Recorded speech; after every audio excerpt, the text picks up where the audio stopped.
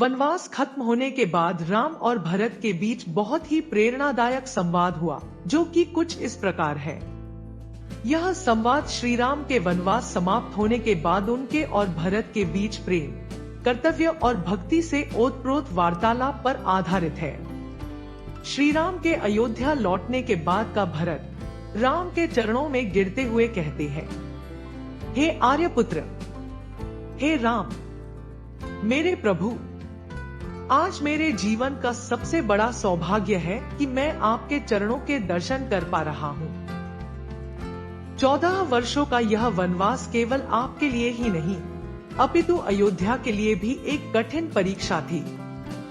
हमारी प्रजा दिन रात आपके आगमन की प्रतीक्षा कर रही थी।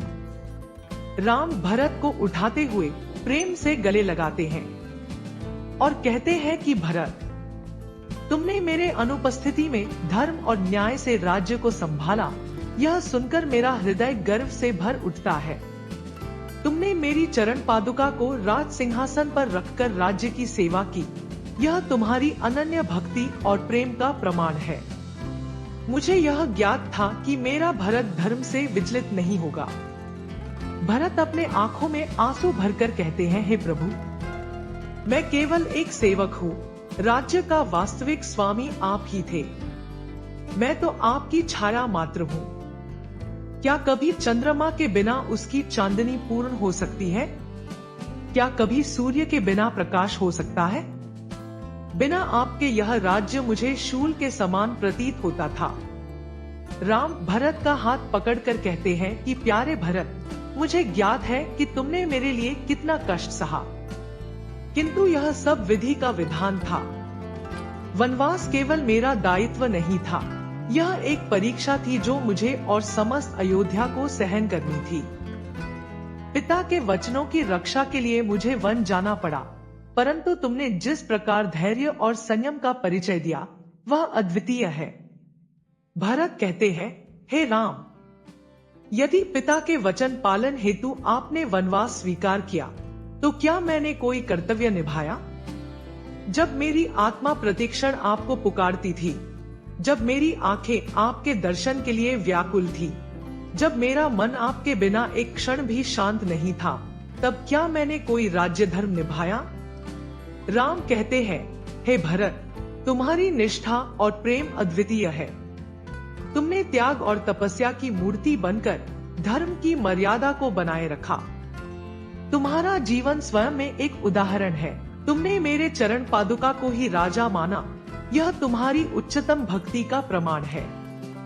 भरत अपना सिर झुकाकर कहते हैं, हे प्रभु, अब जब आप लौट आए हैं, कृपया अपना सिंहासन ग्रहण करें। यह राज्य आपका है। अयोध्या की प्रजा आपके बिना अधूरी है और मैं भी। राम मुस्कुराकर भरत को प्रेम से देखते हुए कहते हैं, हे भरत, यह राज्य मेरा है, परंतु तुम्हारा भी तो उतना ही अधिकार है। तुमने 14 वर्षों तक इसे संभाला, इसे फलने फूलने दिया, प्रजा का ध्यान रखा। यह तुम्हारा भी उतना ही है जितना मेरा। भरत बहुत ही विनम्रता से हाथ जोड़कर कहते हैं, नहीं प्रभु, मैं सदा आपका दास रहा हूँ और सदा रहूंगा। मेरा केवल एक ही स्वप्न था कि मैं आपके श्री चरणों में बैठकर आपकी सेवा करूं। कृपया इस भार से मुझे मुक्त करें और अब अयोध्या को अपना वास्तविक राजा दे। राम भरत को गले लगाते हुए कहते हैं, हे भरत, तुम्हारा प्रेम और त्याग मेरे लिए अमूल्य है। तुम्हारे जैसा भ्राता पाकर मैं धन्य हूँ। अब हमें मिलकर इस राज्य की सेवा करनी होगी और प्रजा को सुख देना होगा।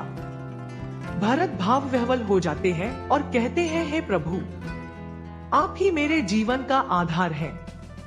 आपके बिना यह जीवन निरर्थक था। अब मैं सदा आपके साथ रहूंगा और आपकी सेवा करूंगा। इस प्रकार राम और भरत के बीच यह संवाद प्रेम, त्याग, धर्म और भक्ति का प्रतीक बन जाता है। यह दिखाता है कि सच्चा प्रेम और भक्ति केवल शब्दों में नहीं, अपितु आचरण और त्याग में बसती है।